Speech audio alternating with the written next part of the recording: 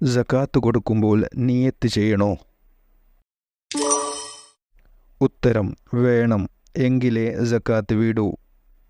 എന്താണ് നിയത്ത്? ഉത്തരം: ഇത് എൻ്റെ മുതലിൻ്റെ സകാത്താണ് എന്നോ ഇത് എൻ്റെ ഫിത്ർ സകാത്താണ് എന്നോ കരുതണം.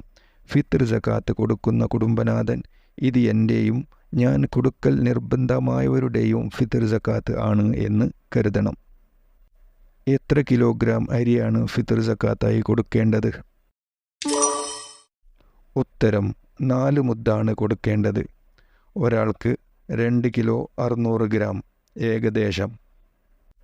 നോട്ടിൻ്റെ സകാത്ത് എത്രയാണ്? ഉത്തരം: 2.5%.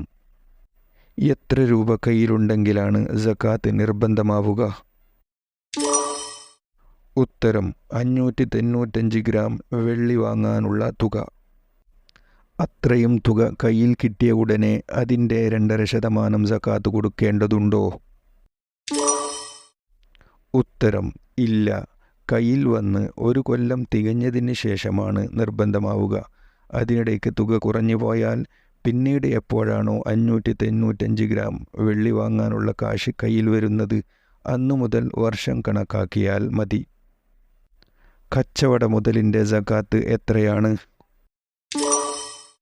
ഉത്തരം: 2.5% തന്നെ. കടത്തിന് സകാത്തുണ്ടോ? ഉത്തരം: കിട്ടുമെന്നുറപ്പുണ്ടെങ്കിൽ വർഷം തികയുമ്പോൾ സകാത്ത് കൊടുക്കണം. ഉറപ്പില്ലെങ്കിൽ കിട്ടിയതിന് ശേഷം എത്ര വർഷം കൊടുക്കാനുണ്ടോ അത്രയും വർഷത്തേത് ഒരുമിച്ച് കൊടുക്കണം. ആഭരണത്തിന് സകാത്തുണ്ടോ? ഉത്തരം: ഇല്ല. പണം ആവശ്യമായി വരുമ്പോൾ വിൽക്കാമെന്ന ഉദ്ദേശത്തോടെയോ മറ്റോ അണിയാതെ എടുത്തു വെക്കുമ്പോൾ മാത്രമേ സകാത്തുള്ളൂ. അപ്പോഴാണ് അത് മുതലാവുന്നത്. അണിയാനുള്ള ഉദ്ദേശത്തോടെ അഴിച്ചു വെച്ചാലും ആഭരണം തന്നെ.